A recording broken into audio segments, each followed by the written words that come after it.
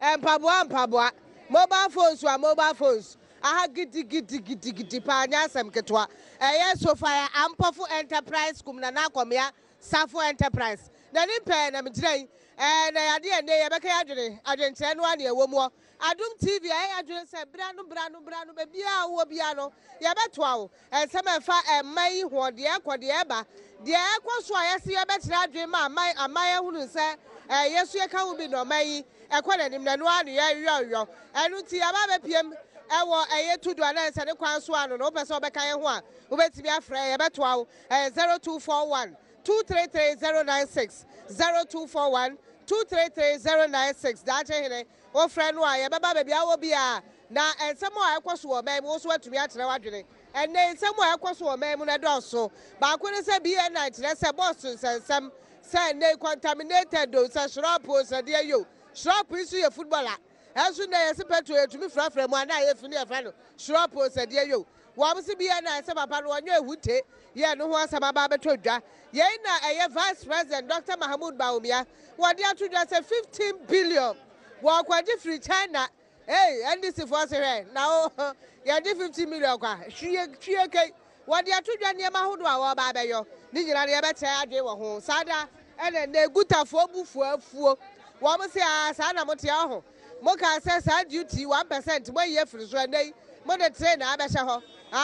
mama ya to aba no my 419 kwaku kwa atia kyerem sade no ho ba beboa nti ehwe na ye ntaa ba nti ne fa san hye ne fa ntudwa na ye ba pere no na anim se ya ba tudi de kwan bia so wo mo so wo haw wo mo so wo ne ma hodo etete wo titiru dwadifo muo ne ye beche bi na atumi aboa manya Canada so obeba be kan ho a wo betimi afra wo 0243 0242 0241 sorry 2233096 0241 233 096 adwekwa so yasere yebeko school ewa Newman College ewo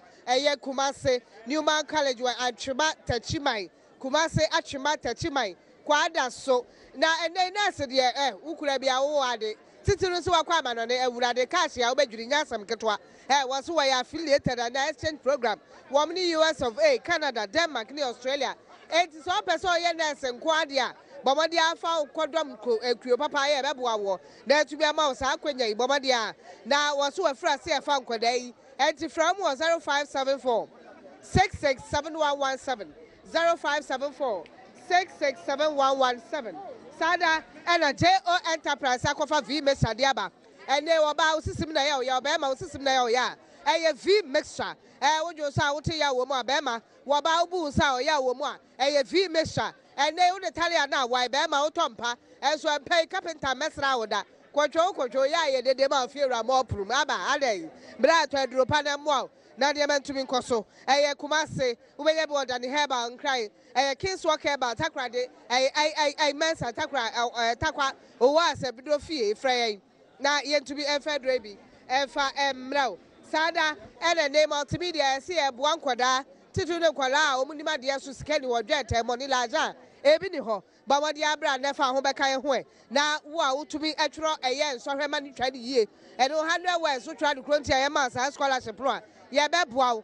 ubetimi atworo eye letter de aka ho wo bi me testimony aye de yensa na atworo wo de beka ho aye beboa ne amakola yi entity epa ubetimi de abra ye Multi TV eye Love FM Anapo Shra FM Adum TV and Joy FM eye edu care fan at myjoyonline.com ubetimi any 100 words no de akoho ni na ebe hwe ne atumi de ho nkobo ye ma ye ho akwa ba na mame mama akwa ba bra Adum TV so ye fra say a friend comfort damali yo anti comfort and tudu ne we ensem akoso o mam what be ye se boss to yakwaye petrol ya fra ne ade a ama manager akodi skari as e biye na so wanya hwe Ghana kuro ya ne we de atimu a ne atimi saa ne yesi ne mu amoton mu di dwa vati enka 1% import ko fa de ma ba ye free o nei 3% ye de awuram gutafo nti asem na se ye minim sa ote ase a mu amu wa hai tudu hai kra mu ha pa so ene sen ene ye chebi ke ha oni se Stephanie haye papa ena se ke su bola esu emni ye wa ha omo sisa bola nde bia so de bia ye be pon no na bola ni ha ye be ba ne bola ye ha ma eno ne ye dadwe ha ye pa ena Stephanie so wo duty no so ye ntumi ntaake eno na stress omo hwe no Yeah, how no. Yo, Eja ye fro say. From Abraham Amwako Ata. Dan who say? Abraham, adwuma be na ye wa ha. Me tow ni ama. Ntade jeans, top, everything. So go dey bi wa ho. Pacha. Oh. E dey say ye ma ho. Oh, I feel we mu no die. Sisi ano, business na ye no. Na number ye no, ye de vim to aba. But sisi ano, moral na calm me down small because ye kwakwan so na si ampo de enye kula. Ye kwakwan so ye say duty yard. The ebeti ye say na say omu yiri ni ama so maye. Omu because of omu hia sika. E de bu o man no. Eti ye duty yard sisi ye wo Ghana ha no but dollar e na ye di value ni ye nema. Ye facilities in ye duty yard ye do ho no ma dollar no ye grechi ye calculate dollar rate ansana ye de ye nema maye. Ye ba so a obefi duty yard ye ba no kwan no so police ba jo cause officer osanya wa osan je osika e sete e so otia o kan so betwa onema e na nema na ekwa se e nyina ye bokọ no kakra because enye ni nyina no be kira amaye but ono boat ni kakra wo so o mpese onema na ye den e be ka eti de obeka se 1 million na se no watia na ye den o ko be je se o ye se wo yi ni nyina egu okra wa hwe na akobo e no no so nim se e do so sensa nti ono so ka so obu omu na e kira amaye eti omu nyina ate cause officer ye bu ye ho sa eti ba because of wo so usuru aje onema no ocha ebe how eti he se ja watia kula bi ni Ghana maka o sisi ade am sa obra na akọ bra yi de oka ehu papa aya sem bebre mame akwa ba ya fra say mame Sophia Ampofo. What on drinks me boa Sophia Ampofo enterprise na nim na me ka kire say ye gina ni wura na gina hoyi mo wo ka sio edwadifo nye izewu And this is first no. Let's kind of kwai Near Master Sakakra. I'm say be 3 years ago near Master Sakakra but say how pa you say you two abay wie na new government abay na ye fi say bia near ma be from kakra but say we order for drinks na eba ebeba no matum obi so say na de na afa ye see yati tax so na afa near ma na shoot a omo say port ho no ye de VAT any tax and kakra bia sa beba ho a eno na ama omo ama 3% ya ebe ye adwuma yi na ho asem na I declare what port 20 na me person will find out my I declare ntia aba port wa ntia niam ne ba out tia na ya tum no te se obi o ha obeton niam be 1 week na oba enye sa na tie bio ya tum kakra ni nyina maye hu adekra what is going on here so yes o ma na na tie ebi a on to me ba on to me ti ye high adekro ntia ha port wa ma niam se niam ne bo akọ soro kakra na 2 e wo mu say ye nyina ye wo Ghana ha ye pese Ghana ye fine bibia ye fine wo Ghana but me nia wo be gina wo hu wo say ha ye too congested wo too congested na sa na tie ye wo store ha ye be yi niam akra ye nya baby enka ni ntumi ngina mpo nyi niam wo ka so omo sorry free wa omo say hey aha ye street anase baby ye digwa ni nyina titi nipa hwe minia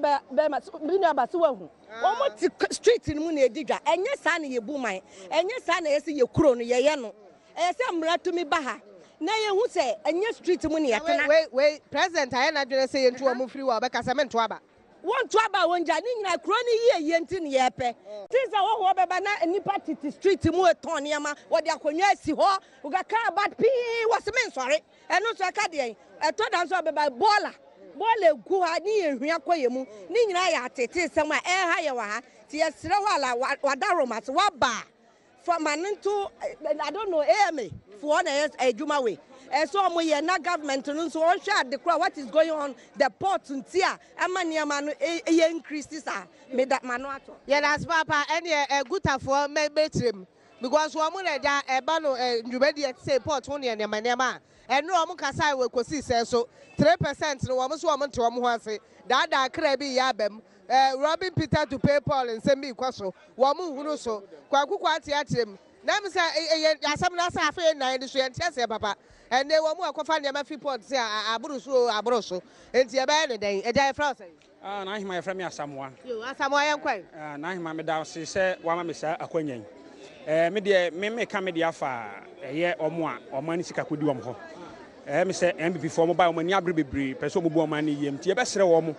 ese obi biara o man sika akodi no ne yesere o mo nyanye na se de be ye no man betimi why na sika akodi no ndipa ne bebre ndipa bebre ni wayo me court case ewada akụ case wo ho ewada akụ case bia ni I thought wo case wo ho ewada akụ case bia mai opuni de so ya tete yenim de ete ma ye contract yenim de no so ewo eno so ye nsem keka o eno so ye nsem keka evidence wo ho because we all say emra na ye de adwuma president si what emra ase so wo ye nhwehwemu enye campaign wo mo che ye tie sere o mo nwa musika man efi se me personal e bia before ebe hunu me se me ntimi nye obi abet me personal any na omo madu oni sika ho 50%.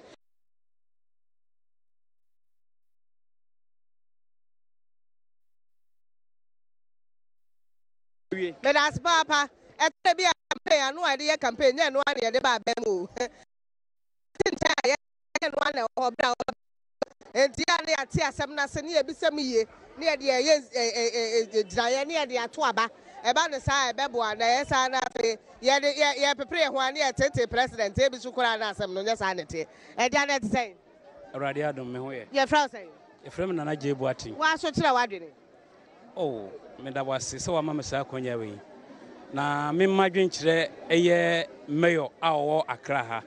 in fact wa moy very handsome pa wa ba enro ya no ba fine na ohwe ekwan ho se di bola duty some ne dem say some ne dey hwe kwan say betimi aye ye ja fra say omari adofo yo wa so ka wadwen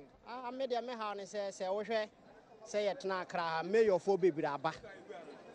yehu okovanda po ha wa raise standard ne de koye e wa Accra ba we de ye sure say wa mana to fom kra esa say wo hwe say de e koso wo krom ha ye tena Accra fiti 9 no nye sa ne te e na say mayor de oba ye nche e kra ta ho afi na oba hwehwem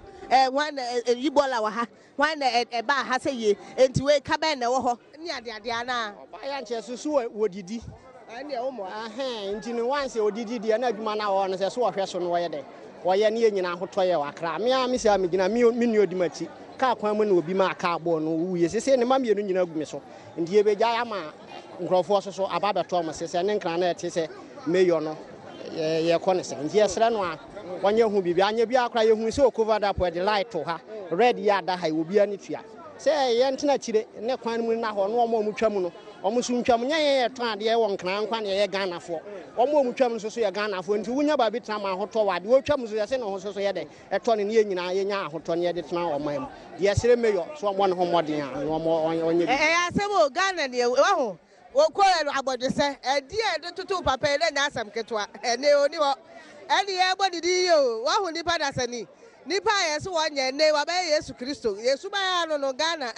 ye ha wo na ani enti nde mesra wa mayor enure ya na wo ba ye ne ya sati bodi nti sore ye na nya ho afa ne ye de mayor mesra wada wo ma musu na tumi ye adwuma betimi aboa wo se efi na do so dodo enti bobode ye de tuto na ye bibi efa ho wo mo etekwan mutu wo mo new my college udo baba kwa nursing school na tumi aboa mankwala tumi anya affiliation papa bi sada ena ye bekọ eye v mesa beto v mesa mraso ese ye sori so ye beto v mesa na yiso na aboa na udwumade atumi akoso na ye tumi aba eye multimedia na eno so ye tumi amankwala tumi anya nsọhwe akoso school papa bi eye educate fa babra ontro eye 100 west na wa famra na ye hwese betumi man scholarship ene ye de kawadwe ne de besie ha de ahashe kwambia so be sa ba habium esa so omo